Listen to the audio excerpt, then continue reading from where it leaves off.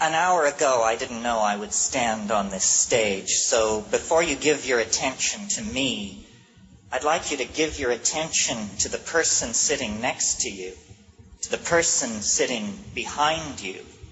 You see, political circumstances have forced us to camouflage ourselves. We look pretty much like everybody else, but an event like this brings us out of the woodwork.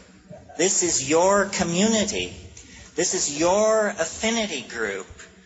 Whatever you need, somebody in this room knows how to get it.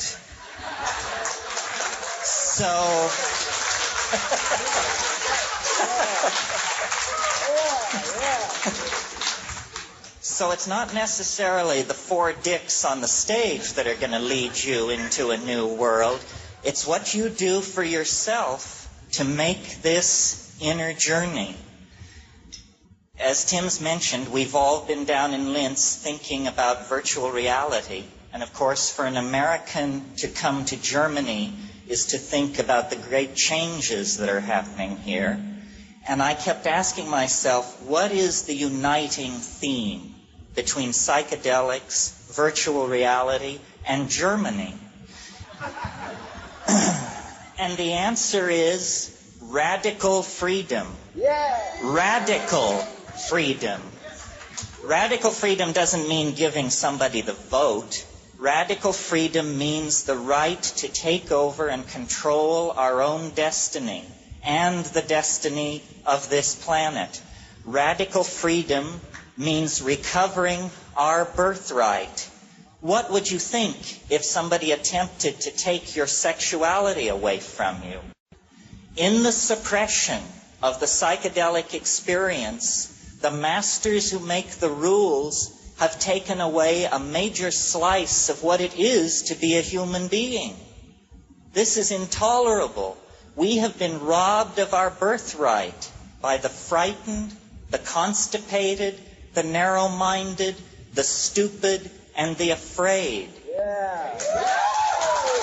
Take back your mind. Take back your mind. That is the message. Now, the psychedelic experience is always criticized, irrelevant, narcissistic, self-indulgent. No, the psychedelic experience is the replay of human history in the individual mind. Right. If you don't know where you came from, you don't know who you are.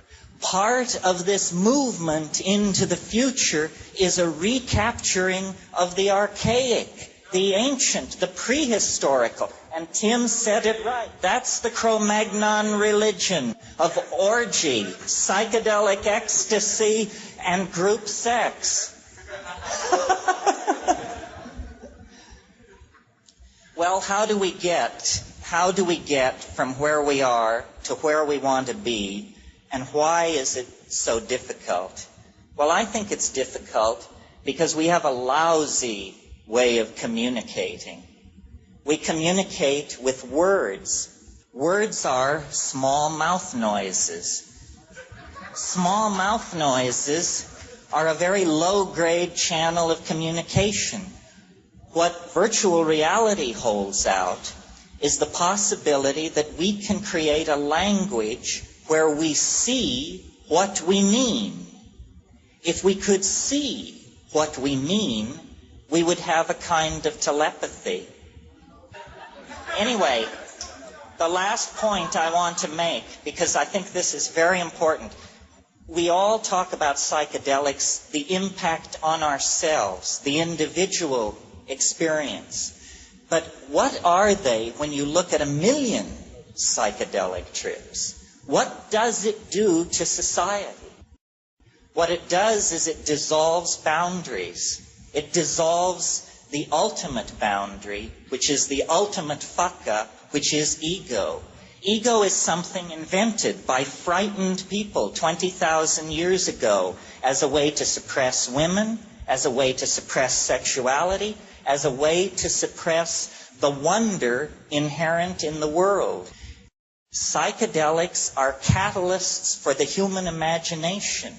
We were called forth out of monkey existence by the fact that we had strange eating habits.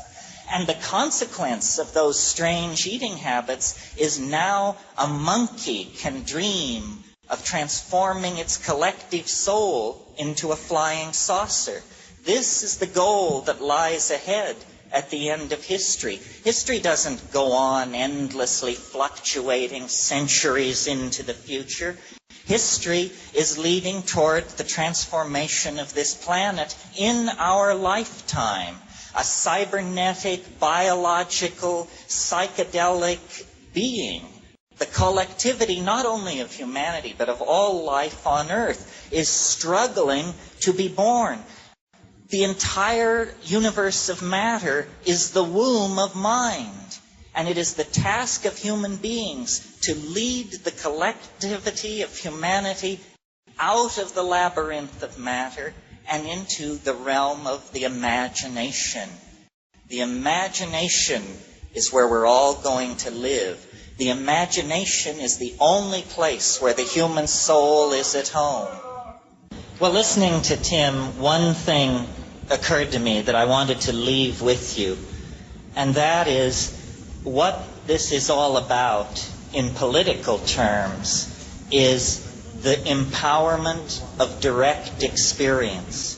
We all are sold a bill of goods. Maybe you remember the Bob Dylan song where he says, "It is not he or she or them or it that you belong to." This is what psychedelics teach you. We're not going to learn it from Der Spiegel, from Time magazine. It doesn't come like that.